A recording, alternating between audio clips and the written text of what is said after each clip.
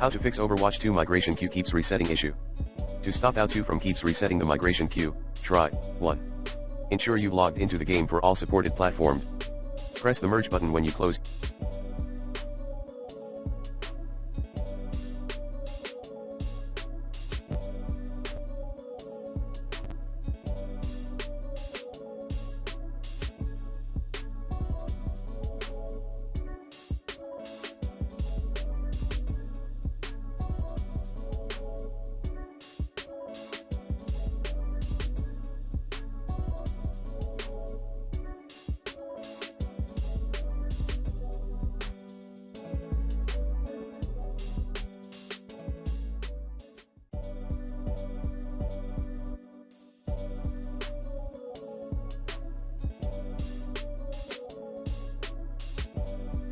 Your game.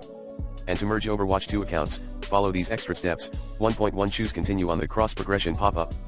1.2 Scan the QR code using your smartphone. 1.3 Confirm your account for merge. 1.4 Wait until the auto account merging is completed. Note, the process would take some while. 2 Uninstall then reinstall the game. Then remember to use a different region.